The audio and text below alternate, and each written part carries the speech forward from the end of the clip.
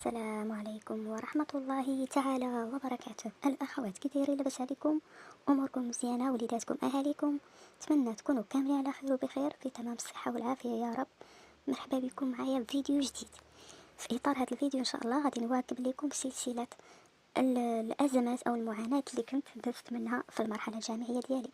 أزمة مادية، أزمة نفسية، أزمة جسدية، بزاف ديال الأمور كنت دزت منهم، ولكن كنأكد لكم أنني عارفة ومتأكدة أنني لست الوحيدة اللي كنت كنمر في هذيك الظروف آنذاك، وممكن كاين عناصر أو أشخاص اللي ذكورا وإناثا اللي باقي كيمروا في هذه الظروف إلى يومنا هذا.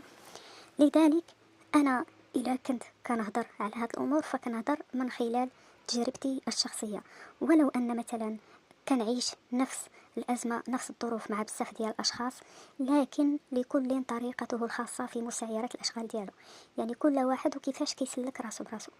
فأنا في إطار الأزمة المادية اللي كنت كنعيشها وكان خاصني ضروري نسايرها بأي طريقة، نظرا لأنني ما عنديش حل بتاتا أنني نعالجها. فكما قلت لكم، أول حاجة كنت مضطرة لها هي أنني نسكن مع العائلة، وثاني حاجة كنت مضطرة لها أنني نمشي نجلس مع الصديقة ديالي، بداعي أنني كنمشي للجامعة باش نقدر نوفر عليا مصاريف التنقل من وإلى الجامعة، من الجامعة وإلى البيت. فكنت كنستغل ديك الفترة ديال أنني كنكون مع الصديقة ديالي باش نقتصد عليا. أنا عارفة أنه الدروس أو المحاضرات الجامعية كانت كتفوتني وكنت كنضيع فيها بزاف، ولكن ما كانش عندي حل بديل نهائيا. وفي نفس الوقت ديك الفترة كاملة اللي كنقضيها خارج البيت، مثلا من 7 ديال الصباح حتى 12 النهار، أو من 7 ديال الصباح ضروري، من 7 ديال الصباح زعما راه كنخرج للجامعة حتى العشية، كان ضروري خاصك مأكل ومشرب. ايوا مأكل ومشرب، راه خاصك عاوتاني تميزي وتخلص. فمن اجل انني نتفادى نخلص، كنجلس مع الصديقه ديالي على الاقل.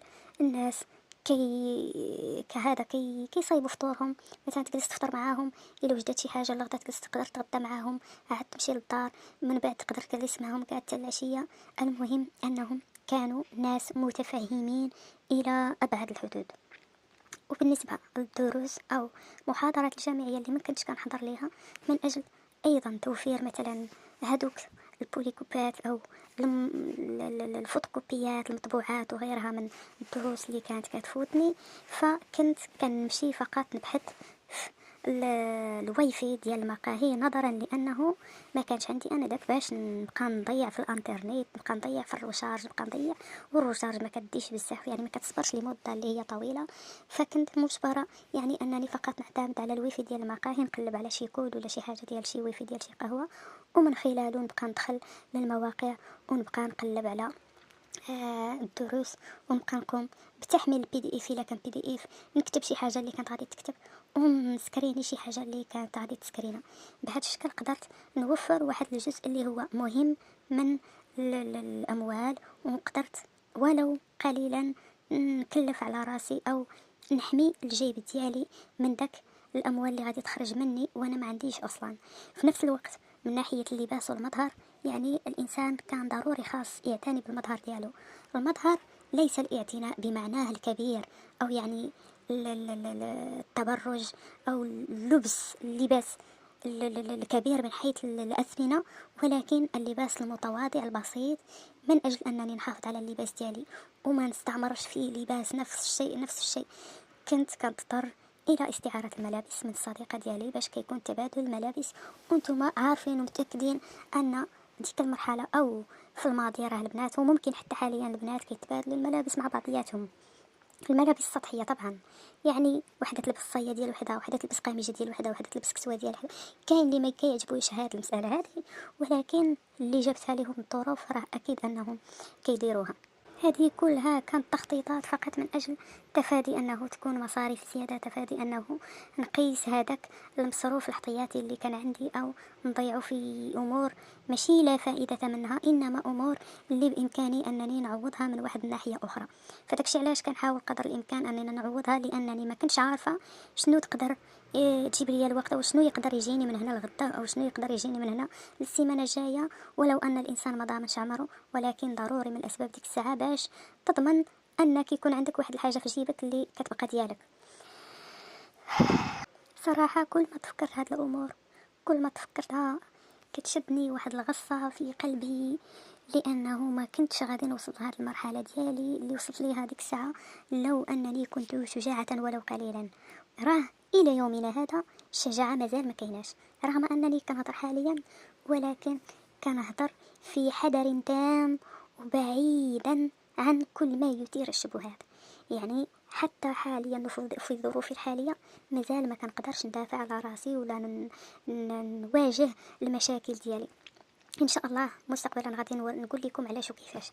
فكما قلت لكم، لو كان قدرت انا داك انني نخرج من القوقعه ديالي، كما قلت لكم كون قدرت انني نخدم ندبر على راسي براسي، يعني ندير امور اللي نقدر نربح منها ماديا، فكانت عندي واحد الحلول اللي هي كثيره جدا. كما قلت لكم خصوصا انني كنت كندير الميناج، يعني كنعرف الميناج، كنت كنقش، يعني كنعرف نقاش، كنعرف ندير شحال من حاجه، لدرجه انني كنت كنعرف الامور كما قلت لكم الفلاحيه، يعني الخضروات، نقدر نبيع خضره، نقدر نبيع اي حاجه.